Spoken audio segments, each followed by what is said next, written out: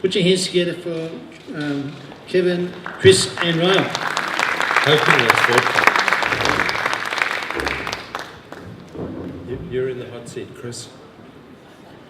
Microphones.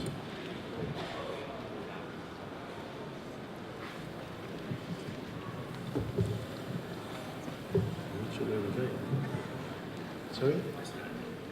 No. You start. Does anyone remember Mark Burris, yes, keynote speaker 2 years ago, 2014 conference? Put your hand up if you remember him. He echoed the same thing that Koshy did the year following that, and that is that you can't believe anything you see in the media. And we saw it again yesterday on the big screen with Mark Burris, where he said it's like an echo chamber. They've got to think, what can they write in the paper today or tomorrow? What can they send out to the TV stations to have a 6-second blurb? And usually it's got to be a negative sort of story. So they talk amongst themselves as like an echo chamber, and they all sort of walk in beat with the same negative stuff. So we thought we'd have this chat just to let you know what the real facts are out there. And reading the media, it's extremely hard to get investor finance. The Commonwealth Bank signalled a monopoly the other day when they said we're not going to accept applications from other banks. That was a monopoly signal. It was a signal to the other 3 banks, hey, do the same. So we can't be screwed by the consumer, because the consumer now says to the Commonwealth Bank, well, look, if you don't go interest only and you want to put me P&I, I'm going to go across the Westpac. And so Commonwealth Bank have to crumple or lose the client, and the client goes to Westpac and Westpac says, yes, interest only. So the banks didn't like that, right? So because they got a monopoly, what Commonwealth Bank did was signal a monopoly, and really APRA should have come down in like a ton of bricks. So that is out there. And the average investor is stuck with that sort of a problem. And that's the real big benefit of the club, is that we can give you the real oil, and because of great people like Rael, we'll come up with a solution for you. So that's what we're here about today, to let you know that, yep, we can find finance for you. Yes, it is a bit more difficult. Yes, you will lose if you go to the local bank. Yes, you'll lose if you go to your local broker, because they won't have the options that we've got.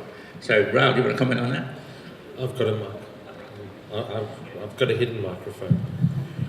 The commentary around APRA is interesting, because one of the challenges that the banks face is this pseudo 10% cap that everyone's spoken about in the media.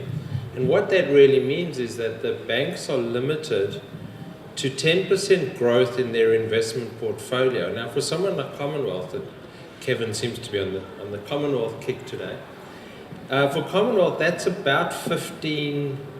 The growth is massive. I mean, we talk about 15 or 16 billion a year is the amount that they can work on. What's happened with Commonwealth and AMP, because those are the 2 banks that have stopped investor lending at the moment, is that they came very close to their cap, meaning that they were at the 10% growth rate, and it's measured on a weird system by APRA where they measure it monthly, year on year. So comes to the end of February, it's from the beginning of March last year to the end of February this year, have the banks exceeded their 10% cap. The problem for the banks is that the penalties for them are very harsh. If they exceed the cap, their capital adequacy, in other words, the amount of money they have to hold against loans, doubles. So the banks are really nervous. AMP Bank, I was at a briefing with AMP before they made the public announcement. They basically said, give us 3 months to clear out our back pipeline of applications, we'll be back in the market. I mean, AMP were aggressively chasing investor business. They had a 4.24 investor rate, 4.14 and then a 4.24 investor rate. So there definitely are banks and contender banks out there looking for that business that aren't near their cap. I suspect, and we all believe in the industry, that over the next probably 2 years, you'll see this cycle happening where Commonwealth will suddenly get bound to their 9% growth and go, give us some loans. The day Commonwealth announced that they were not doing investor loans or not refinancing investor loans from other lenders, the ANZ and NAB both came out with big adverts that said, give us your investor loans, we're still in the market. So we see this as a cycle now. And particularly because there's so many contender banks. There's what we call the second tiers that are people like Suncorp and AMP who are massive Australian listed companies who are still in the game, but they are going to fall under the same regulations as APRA. But it'll be cycles. So if we turn around and say, look, Commonwealth aren't doing it today, 3 months' time it may be ANZ, 3 months' time it may be Westpac, but by that stage the banks who've pulled out will be back in the market. So I think it's not all doom and gloom. There's definitely a light at the end of the tunnel that isn't connected to the train coming in the opposite direction. And Rael, if I can lead on from there, Kevin and I went to a conference in Sydney last year, the Kangaroo Securitisation Conference, which went for a few days, and it was heavily attended by senior executives of the major banks. One of the things that I took away from that was that the APRA, which is very contentious at the moment in regards to what the banks can do, it became quite clear to me that the non-bank lenders were not under the regulation of APRA. So at the moment, the non-banks are the people to talk to, and the brokers should consider talking to the non-banks at the moment because they don't have the stresses that APRA is placing on the banks. Yeah, taking up on that one, Rael and I were having a chat when the banks did something stupid about 6 weeks ago or something or other, and you said immediately you were inundated with calls from the competing banks, the littler ones, saying, hey, we can do it. So absolutely. I mean, so and I spoke at the PM training day, and I've shown a number of people this sort of generic servicing model. But the reality is I met with a local lender based out of Brisbane on Friday, and they are still very much in the space. They don't really do anything over 80% lending, which is slightly problematic, but at 80% they're probably very generous, and they allow for negative gearing and all the other things, and they are ASIC regulated, not APRA regulated. So there are a lot of those lenders out there. Just so I can explain to everyone, and I feel bad because we're not facing that way. The ASIC regulated lenders are those that don't take in money from little old ladies who come and deposit their money in their little bank book. Okay, so any lender that doesn't take in depositors' money is not regulated by APRA, they're regulated by ASIC. So that's the difference between the lenders. They do work closely together, APRA and ASIC. Kevin, I think it's another monopoly forming, and it is. And in fact, the banks tell me that ASIC and APRA go to the same meetings together. Okay, and they talk about the same things. But that said, ASIC can only tell a lender what to do if they do something wrong. APRA can tell anyone to do anything because they feel like that they're a regulator. So ASIC can only come down on a lender, on an alternative lender, if they've breached the law. APRA can just make random decisions as they've been doing and tell the banks to change their philosophy. Well, the Australian Securitisation Investment Act is ASIC 2001. It's a Commonwealth Act, and the regulations and the laws that ASIC need to follow are put together by the federal parliament. So the parliamentarians that we vote for are the people that help put those laws together. So ASIC are the police watchdog, whereas the regulator, being APRA, it trumps certain aspects of all of that. And that's the problem we've got APRA. That's a runaway train wreck. It's been run by a mandarin that has never had a balance sheet or do a cash flow, and he's on $1 million a year. He's come back from Switzerland, where he was with all his mates over there controlling all the bad banks. He's come over here and given the position at APRA, and he just wants to show his mates in Switzerland that he can be tougher than they are on the banks. So he's come into a situation where we've got a banking monopoly that had to be broken down. He's not breaking it down, he's reinforcing it. We're in a country which has got rising unemployment. He should be helping the economy. Instead, he's transferring money out of your pocket into the bank's pocket.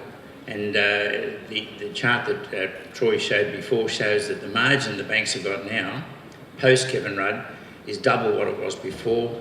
And we've got Mark Burris on tape saying it's a banking monopoly and they're price gouging, and they're doing it because they can. And the members of parliament are doing nothing about it.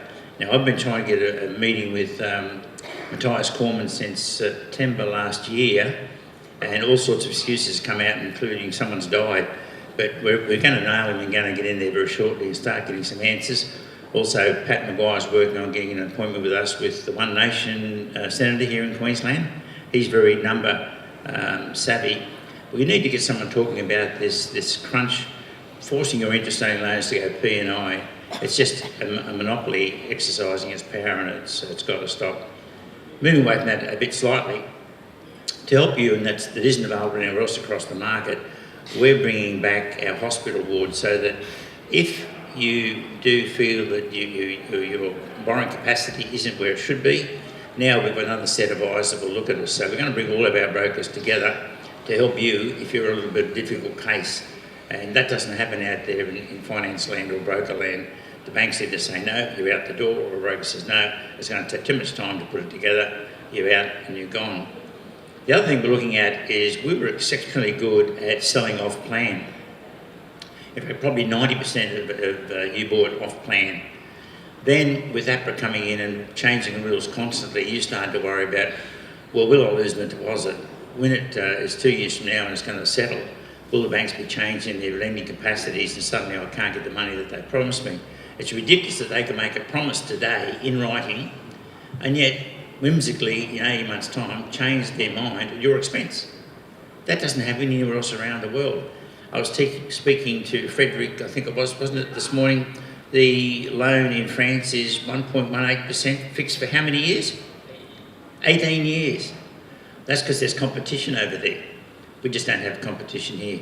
So what we're doing with our contracts, we're suggesting you sign a cash contract, no conditions, post that contract, and before you get to see the land and make it definitely unconditional, because you've seen it, I enter into agreement with you and the builder where they agree that with 90 days to go to completion, then they'll exercise into the contract all those conditions that protect you. So if you get a low val and it's within 5% below, okay, that's what you wear. If it's more than 5% below valuation, then the vendor chips in with you to wear that shortfall. So you've got that protection. The other one is if the lending conditions have changed and they promised you 105% lend once and you can get the property without any hand in your pocket, then they come back and they do something ridiculous like it's 80% lend, suddenly you've got to find 25%, which could be $100,000. With this clause, the vendor agrees to vendor finance you that $100,000. So now we're unique in the world that we can, and certainly in Australia, that we can get an off-plan sale for you with peace of mind, which I think is going to excite our builders. And because we're unique, they need us to seed their developments, because investors don't want to seed development all this uneasiness. So we think we can go to our builders now and cut a really good deal for you on seeding these investors. Now we've got someone from Perth that bought into Sydney. Is it Julie? I'm terrible at names. You're here somewhere. Troy's team. You've now become a mentor. Come on. Diane. Where's Troy? Diane. Who is it? Diane, is it? Where's Diane? Oh, there you are. Stand up. I won't make a fool of you. Can you tell me where you bought and how much it was? Campbelltown. Contract price $392,000. Boy, you bought a dud property, didn't you, hey? What happened when it settled? $530,000. 2-bedroom unit. So you made a lazy $130,000. Geez, what a mug you were. Wow. Who else has made $130,000 for nothing? No one. So that's the value you can get on these off-plan deals, and the challenge out now for our researchers is come up with a really good deal. What we sort of found that the success of the club on and making so many millionaires is that you can buy a property today and Rael will give you the approval on that one and says, yep, you can handle it one, but you can't quite handle your next one yet. But you see there's value in locking down at today's prices another one by becoming a seed investor. This way you go back to Rael and say, well, look, what about if I get this off-plan one which is going to settle in 12 months' time or 18 months' time? What do you think? Then Rael can give you an estimate of what he thinks that the chances are of getting that under the current lending conditions. So if it's okay under the current lending conditions, when you do come to settle, you've got that peace of mind that those current lending conditions will definitely apply then. Isn't that good? We're going to kill them out there. It's great. Are you excited, Rael? I mean, I am, because I think that's been the biggest challenge for people wanting to buy off plan, and particularly over the last 2 years, where lending conditions have changed so radically that people have turned around and gone, well, we could have done it then, or maybe 2 years ago they were looking at a 95% lend, and now you can only do 90 or maybe even 80 on that particular property. And so the landscape has shifted, and that shifting landscape has made a lot of people a little nervous and feeling like the land is moving underneath them.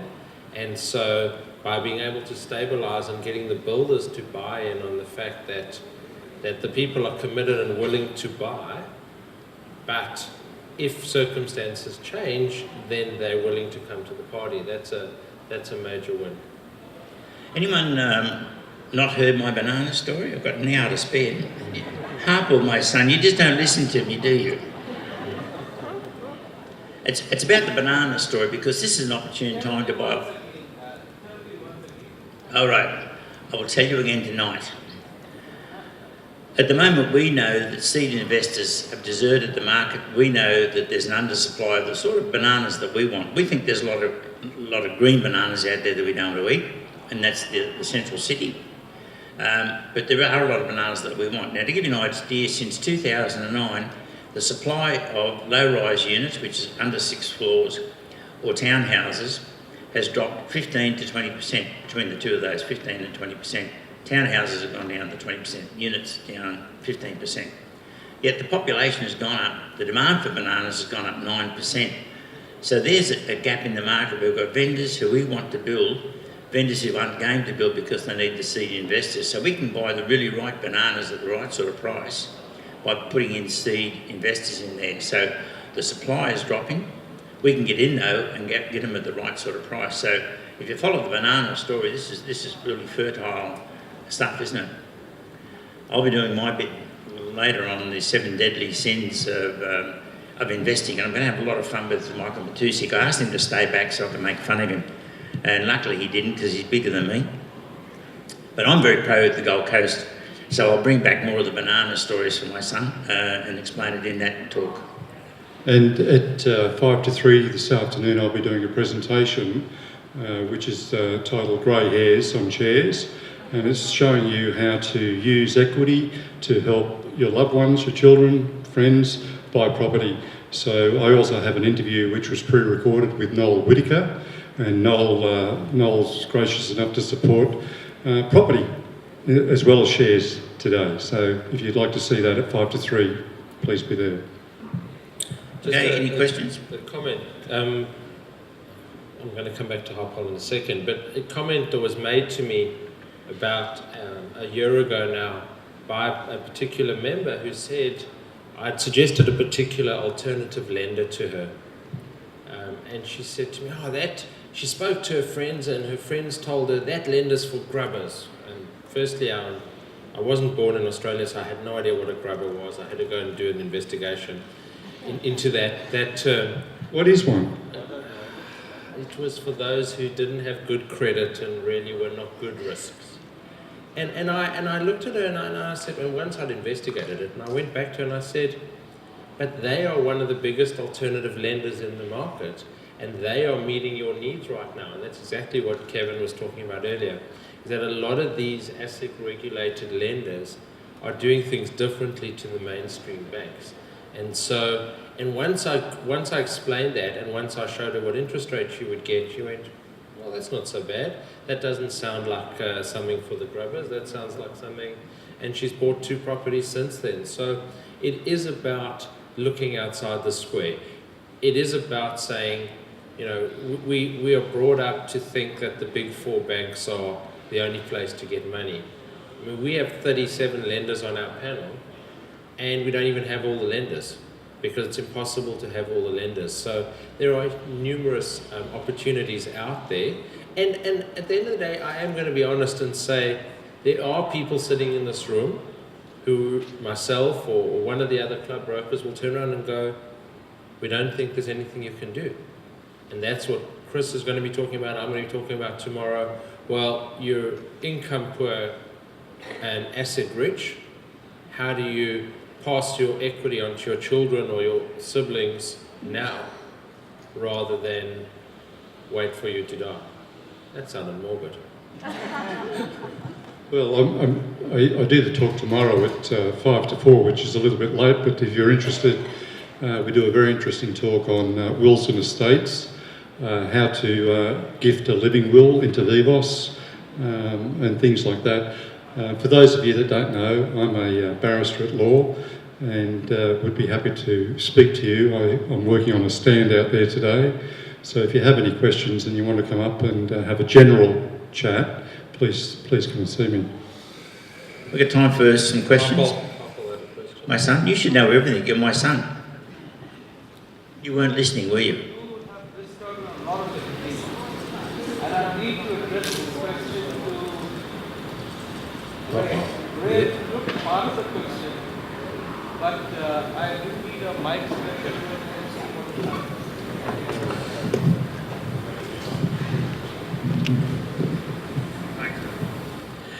My question to you, Rael, is you did address part of that question just now. The talk came up also about second tier lenders. Yeah. And some people, as you say, have some strong opinion about these second tier lenders. We all know who the 4 banks are, red, yellow, green, whatever the colors are. But who are these second tier lenders? 1 second, I will finish with it.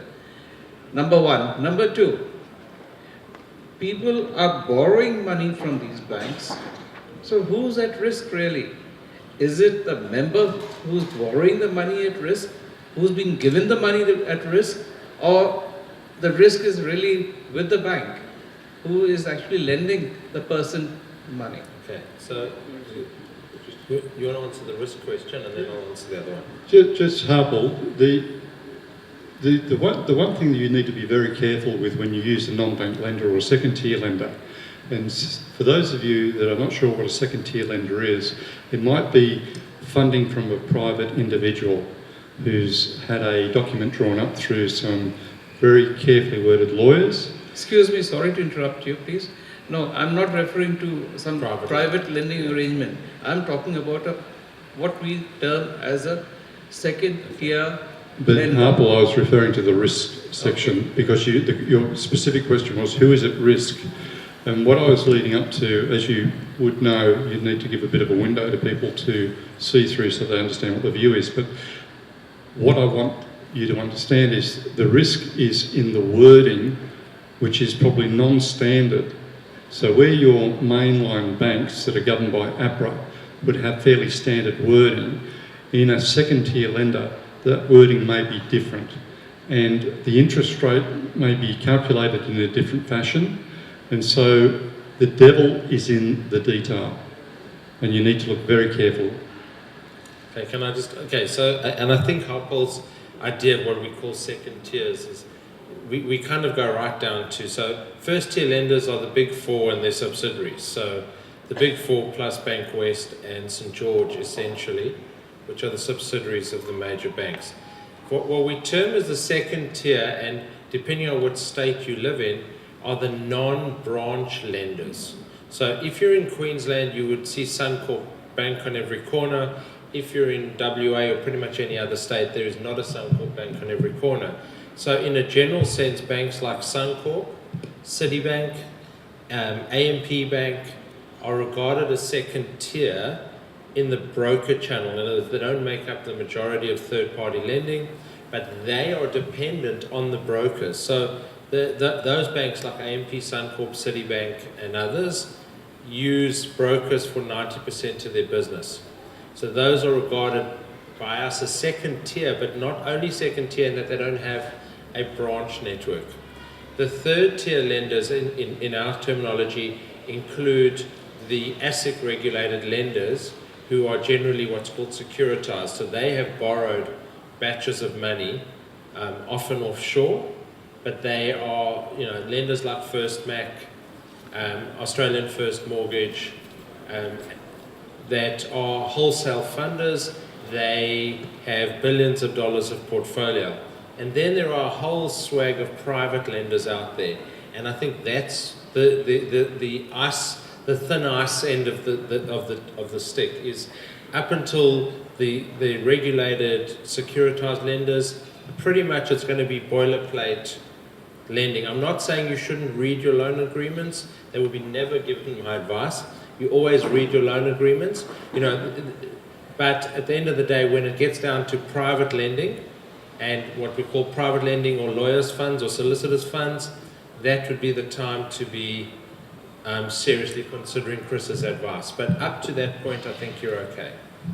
All right, we're on time. I've got to underline this little chat by saying you're under attack by a banking monopoly in Australia that's never happened before, and there's going to be a lot of people who are going to lose because of that bank rip-off. There's going to be people who are going to win, and it's going to be you because we'll support you and we'll try and find something else other than the bank monopoly. The bank monopoly, by the way, is Commonwealth Bank. The other three take their direction from the Commonwealth Bank, and that was said by the CEO of Westpac, who said, we take our direction from the Commonwealth Bank. Commonwealth Bank just gave them a direction. Knock back everyone from that comes to you from one of us little team, and so they've got to deal with us guys. So the solution is we want to encourage our brokers to look past that to the second tier lenders, start bringing some competition into the business, and that's what Hockey promised us when he had that inquiry into the banking system. When he was in the opposition, we thought this is great. What do you do when he started the banking inquiry? He put an ex-CEO from the top 4 bank, Commonwealth Bank, in charge of it. So it was putting the wolf in charge of the hen house. So it was a waste of time and it just reinforced the competition. So let's bring some the monopoly. So let's work on those second tier lenders and get you winning, not losing. We're under attack.